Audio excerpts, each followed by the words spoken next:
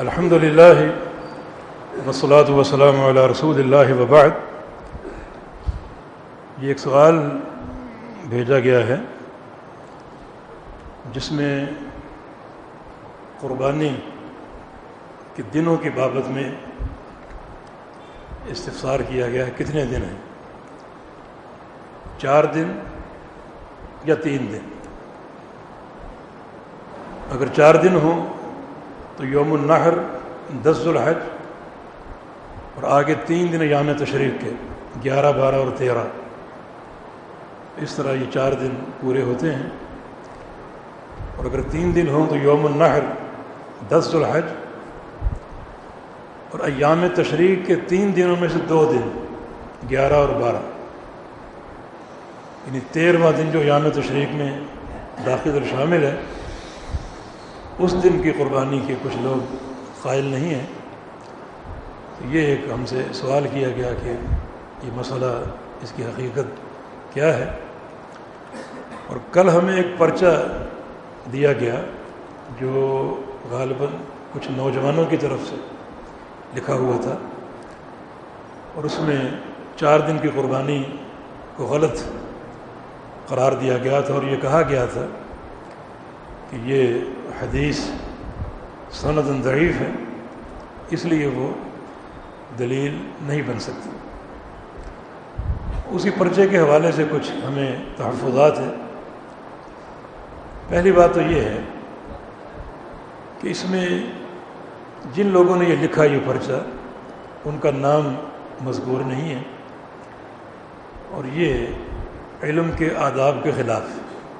کوئی فتویٰ ہو، کوئی کتاب ہو، تصنیف ہو، تالیف ہو، تو اس میں نام ہونا ضروری ہے۔ اس کا بھی ایک وزن ہوتا ہے تاکہ پڑھنے والا یہ دیکھے کہ یہ تحریر کس کی ہے، اس نے کہاں پڑھا ہے، اس کے مشائخ کون ہیں، اساتذہ کون ہیں، صحیح بخاری کس سے پڑھی، صحیح مسلم کس سے پڑھی، کیونکہ اس سے بھی ایک منہج کی معرفت میں آسانی حاصل ہوتی ہے۔ تو باہر کیف و پرچہ اس میں نام مذکور نہیں ہے کہ وہ کس کی طرف سے یا کن کی طرف سے یہ ہونا چاہیے۔ یہ علمی آداب کے خلاف۔ کوئی بھی تحریر ہو، اس تحریر کے لکھنے والے کا نام معلوم ہونا چاہیے تاکہ اس کا منہج، اس کا عقیدہ، اس کے اساتذہ، مشائخ، اس کا ماحول، ان تمام چیزوں کا ادراک ہو سکے۔ دوسری بات یہ ہے کہ یہ چند نوجوانوں کی یہ تحریر ہے، اور تحریر کے دوران ہی ان کا علمی مستویٰ سامنے کھل گیا۔ ایک راوی عمر بن دینار، یہ عین کے ساتھ، انہوں نے الف کے ساتھ لکھا ہوا تھا، یعنی عمر عین میم را واو، عمر مشہور راوی، انہوں نے لکھا ہوا ہے عمر الف کے ساتھ، الف میم را۔ تو یہیں سے وہ علمی ایک وزن سامنے آ جاتا ہے کہ یعنی کتنے پانی میں ہے وہ۔ میں پہلے ایک نصیحت دوں گا ان نوجوانوں کو کہ ایک ایسا مسئلہ جو آج بحمدللہ دنیا بھر میں زیر عمل ہے، اس میں اگر ایک رائے آپ کی ایک الگ ہے، منفرد ہے، تو یہ امت پہلے ہی بہت ہی تقسیم در تقسیم کا شکار ہے۔ اس میں کوئی نئے نئے شوشے چھوڑنا اور مزید فتنے یا اندیشے پیدا کرنا مناسب نہیں۔ ایک آپ کی تحقیق ہے، آپ 2 ہیں، 4 ہیں، 10 ہیں، اسے اپنے تک محدود رکھیں۔ آپ 4 دن قربانی نہ کریں، لیکن وہ مسئلہ جو آج بڑے بڑے اعیان اختیار کر چکے، شیخ البانی، شیخ ابن باز، شیخ ابن عثیمین، شیخ بدیع الدین راشدی، شیخ صالح الفوزان، کتنے نام گنواؤں، سب کا یہ مسلک ہے کہ قربانی کے 4 دن۔ آج ہم نے وہ خطبہ سنا عید کا، حرم مکی کا اور حرم مدینہ منورہ کا، دونوں ممبروں سے 4 دن کی قربانی کا اعلان ہو، دونوں ممبروں سے، مکہ مکرمہ سے بھی اور مدینہ منورہ سے بھی 4 دن کی قربانی کا اعلان ہوا۔ تو اگر آپ چند نوجوان، ایک فکر آپ کی الگ ہے، تو بجائے اس کے کہ آپ یعنی ایک پمفلٹ شائع کر کے اور ایک تقسیم در تقسیم پیدا کریں، فتنے کو ہوا دیں، اس کا یہی تھا کہ آپ اپنے طور پہ جو آپ کی فکر ہے اس کو اپنے علماء سے رابطہ رکھیں۔ ایک دم ایک یعنی پمفلٹ جاری کر دینا یہ قطعاً مناسب نہیں ہے جب تک ایک پوری بصیرت اور پورا ایک علم اور تحقیق حاصل نہ ہو۔ تیسری بات یہ ہے کہ 3 دن کی قربانی اس پمفلٹ میں ثابت نہیں کی گئی۔ 4 دن کی قربانی کا انکار، اس انکار سے 3 دن ثابت نہیں ہوتے، پھر 3 دن ثابت کرنے پڑیں گے۔ اور جو چند آثار ذکر کی، مرفوع حدیث کوئی نہیں، چند آثار جو ذکر کیے ہیں اس سے اتنی بڑی بات ثابت نہیں ہوتی۔ یعنی 4 دن کی قربانی کی نفی کر کے 3 دن کی قربانی ثابت نہیں ہوتی، اس کے لیے مستقل دلیل چاہیے، اور چند آثار دلیل نہیں بن سکتے، جبکہ آثار دونوں طرف ہیں۔ کچھ صحابہ 3 دن کے قائل تھے، کچھ 4 دن کے قائل تھے۔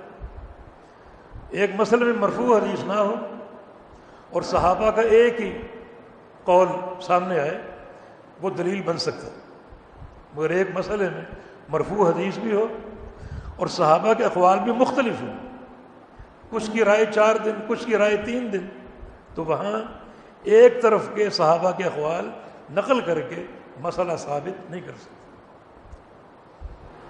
دیکھیں یہ میں نے عرض کیا نا، ایام تشریق 3 ہیں، 11، 12 اور 13۔ ایام تشریق میں کئی باتیں مشترک ہیں، بس یہ ایام تشریق، یہ 3 دن منا کے ایام ہیں، تینوں دن، یہ تینوں دن حدیث کے مطابق کھانے اور پینے کے دن ہیں،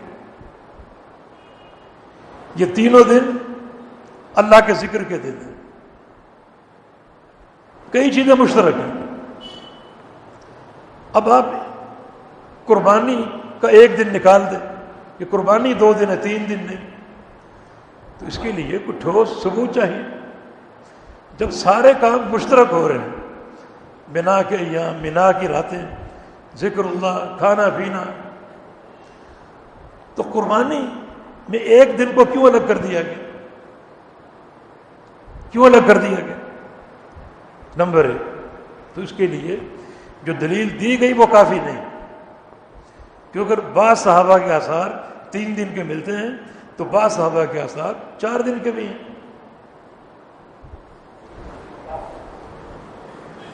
اور تیسری بات یہ ہے کہ ایک صحیح حدیث جس کا اس پمفلٹ میں ذکر نہیں کیا گیا، اس میں صرف ایک صحابی جناب جبیر رضی اللہ عنہ کی حدیث پر بحث کی گئی، اس کے 4-5 طرق تھے، ان کو زیر بحث لائے گئے اور ان پر کلام کیا گیا، ان پر کلام کیا گیا، ایک ہی صحابی کی روایت پر، جناب جبیر رضی اللہ عنہ، جبکہ ایک حدیث جو سنن کبری بہقی میں ہے اور وہ جبیر کی روایت سے نہیں ہے، عن رجل من اصحاب رسول اللہ صلی اللہ علیہ وسلم، کہ نبی علیہ السلام کے صحابہ میں سے ایک صحابی کی روایت ہے، اس کا نام مذکور نہیں، اور صحابی کا نام مذکور نہ ہو تو یہ کوئی جرح نہیں۔ کیوں؟ اس لیے کہ تمام صحابہ عادل اور ثقہ ہیں، ان کا نام لو یا نہ لو اس کی کوئی ضرورت اور کوئی یہ موجب جرح نہیں ہے۔ ہاں صحابہ کے بعد آپ کسی راوی کا نام مجہول رکھیں تو وہ ایک جرح ہے، لیکن صحابی کا نام اگر مبہم ہے تو وہ جرح نہیں۔ وہ صحابی روایت کرتے نبی علیہ السلام سے کہ ایام التشریق کلھا ذبح، ایام تشریق سارے ذبح کے دن ہیں۔ ایام تشریق 3 ہیں، چاند کی 11، 12 اور 13۔ یوم النحر اس سے الگ ہے، یعنی یوم النحر بھی اور وہ 3 دن ایام تشریق بھی، وہ روایت صریح ہے کہ سب ذبح کے دن ہیں، اور یہ سند صحیح ہے۔ شیخ البانی رحمہ اللہ نے اس کی سند کو صحیح کہا ہے، ایک ایک راوی کی توثیق انہوں نے نقل کی ہے، اور ساتھ یہ کہا کہ ھذا شاہد قوی، یہ ایک قوی شاہد ہے ان حدیثوں کے لیے جن حدیثوں کو اس پمفلٹ میں جرح کی گئی۔ اچھا، یہاں ایک نقطہ اور ہے، یہ جرح جو کی گئی 5-6 اسانید پر، وہ جرح ایک ہی شخصیت کے کندھوں پر قائم ہے، اور وہ ہیں شیخ زبیر نزئی رحمہ اللہ۔ ہمارے وہ فاضل دوست ہیں اور بڑے محترم محدث، اس دور کے محدث۔ اصل میں شیخ زبیر کا بقیہ مشائخ سے اس مسئلے میں ایک ٹیکنیکل اختلاف ہے۔ وہ اس قسم کے طرق کے جمع ہو جانے کو قابل قبول نہیں مانتے، جبکہ بہت سے سعودی علماء بڑے بڑے اساتذہ انہوں نے 4 دن کی قربانی کا قول اختیار کیا اور کہا کہ یہ جبیر کی حدیث جو ہے، یعنی لہو طرق یقوی بعضھا بعضا، اس کی کئی سندیں ہیں اور ہر سند ایک دوسرے کو مضبوط کر رہی ہے، تو مسئلے کی تقویت بنتی ہے، کچھ نہ کچھ اصل بنتا ہے۔ یہ ایک نقطہ اختلافی یعنی شیخ زبیر رحمہ اللہ اور بقیہ علماء کے مابین۔ بقیہ علماء اس قسم کے متفرق طرق میں ان کے جمع ہونے کو وہ کچھ نہ کچھ طاقت قرار دیتے ہیں۔ شیخ زبیر اس کو ضعیف ہی مانتے تھے، تو اس اصولی اختلاف کی بنا پر شیخ زبیر نے ان کو ضعیف کہا، بقیہ علماء نے ان طرق کو جو ہے وہ قابل قبول یا حسن درجے کا قرار دیا۔ دوبارہ اب نقطہ جو اس اختلاف کا سبب ہے کہ یہ مختلف طرق مل کر حدیث کی قوت کا سبب بنتے ہیں نہیں بنتے، یہ اب الگ مسئلہ ہو گیا، اس کی تحقیق ضروری، لیکن جو سلفاً اور اس دور سے چلا آ رہا ہے وہ یہی ہے کہ حدیث اگر ضعیف ہے اور مختلف اس کی اسانید ہیں، طرق ہیں، راوی میں طعن اگر عدالت میں نہیں بلکہ طعن اس کے حفظ میں ہے، تو وہ حدیث اگر کئی طرق سے آتی ہے تو کئی طرق اکٹھا ہو کر اس کی تقویت کا باعث بن سکتے ہیں۔ جیسے ایک پاگل آدمی آپ سے کہے کہ باہر آگ لگی ہوئی، آپ کہیں پاگل ہے چھوڑ دو، ایک پاگل اور آ جائے باہر آگ لگی ہوئی، تو کچھ نہ کچھ آپ کا ماتھا ٹھنکے گا کہ دونوں ایک ہی بات کریں۔ ایک تیسرا آ جائے باہر آگ لگی ہوئی، اب آپ حالانکہ تینوں کی بات کو اثر نہیں رکھتی، مگر آپ سوچیں گے کہ تینوں ایک ہی بات کریں۔ اب جو بقیت المحدثین یا علماء وہ کہتے ہیں کہ حدیث ضعیف ہے، راوی ضعیف ہے، جس پر سند کا مدار، ایک راوی حجاز میں، ایک راوی بغداد میں، ایک مصر میں وہ راوی وہی حدیث بیان کر رہے ہیں، بغداد میں راوی وہی حدیث بیان کر رہے ہیں، حجاز کا راوی وہی حدیث بیان کر رہے ہیں، اور ایک راوی جناب ماوراء الانہار وہ روس میں ہے، خراسان میں، وہی حدیث بیان کر رہے ہیں۔ اب اگرچہ وہ ضعیف ہیں حفظاً، عدالتاً نہیں، حفظاً، مگر چاروں بات ایک ہی کر رہے، تو کچھ نہ کچھ اس کا اصل آپ ماننے پر آمادہ ہوں گے ضرور۔ تو یہ ایک نقطہ اختلاف ہے، اس نقطہ اختلاف پر آپ نے جو مسلک نقل کیا ان شخصیت کا جن کا اصولی طور پر یہ مذہب ہے کہ مختلف طرق مل کر حدیث کی ترقی کا باعث نہیں بنتے، جبکہ بقیہ علماء اس کی ترقی کو مانتے ہیں اور تسلیم کرتے ہیں، تو پھر یہ سارا اختلاف ایک قضیے پر قائم ہو گیا، دوسرے قضیے پر۔ اب بہت سی شہادتیں موجود ہیں علماء کی کہ یہ حدیث جبیر اگرچہ اس کی یعنی کئی سندیں ہیں، 5-6 اسانید نقل کی گئی، اور اگرچہ ہر سند میں راوی میں ضعف ہے، لیکن مختلف اسانید مل کر مسئلے کی تقویت اصل کا باعث بن جاتے ہیں۔ پھر آخری بات یہ عرض کرنا چاہوں گا کہ 4 دن کی قربانی قرآن سے اس کا اشارہ ملتا ہے، 4 دن کی قربانی کا قرآن سے اشارہ ملتا ہے۔ اللہ تعالیٰ کا فرمایا کہ فَاذْكُرُوا اللَّهَ فی ایام معدودات، ایام معدودات جو گنتی کے دن ہیں، ان دنوں میں اللہ کا ذکر کرو۔ ایام معدودات سے کیا مراد؟ ایام تشریق، چاند کے 11، 12 اور 13۔ ایک اور مقام پر ایام معلومات کا ذکر، ایام معلومات میں اللہ کا ذکر کرو۔ اس سے مراد کیا ہے؟ اس سے مراد عشر ذی الحج کے پہلے 10 دن وہ ایام معلومات ہیں۔ ایام معدودات یہ چاند کی 13، 14 اور 15 تاریخ، 11، 12 اور 13 جو کہ ایام تشریق کہلاتے ہیں۔ فرمایا کہ ایام تشریق میں اللہ کا بہت ذکر کرو۔ امام قرطبی رحمہ اللہ نے، امام طبری، ابن کثیر اور دیگر مفسرین نے اس ذکر سے مراد عام ذکر نہیں لیا، ایک مخصوص ذکر لیا ہے، اور وہ ذکر وہ ہے جو قربانی کے ساتھ مقرون ہو۔ بسم اللہ اللہ اکبر، یعنی کثرت سے قربانی دو، اور جب قربانی دو گے تو کثرت سے اللہ کا ذکر آئے گا، کثرت سے اللہ کا ذکر آئے گا۔ تو یہ ایام معدودات، یہ 3 دن 11 12 اور 13، تو یہ 3 دن اس مخصوص ذکر کے معنی قربانی کے بھی ہیں، کیونکہ یہ ذکر جس کا یہاں حکم دیا گیا یہ قربانی سے مقرون ہے۔ اور اس میں مفسرین نے بہت سے علماء، محدثین اور ائمہ کے اقوال نقل کی ہیں کہ یہ ذکر عام ذکر نہیں بلکہ وہ ذکر ہے جو قربانی سے مقرون ہے۔ تو مانا یہ 3 دن جو ہیں اس ذکر کے دن ہیں، جب اس ذکر کے دن ہے تو یہ ذکر قربانی سے منسلک ہے تو قربانی کے بھی ہیں۔ تو ایک اشارہ قرآن نے دیا، اس کو بولتے ہیں اشارۃ النص۔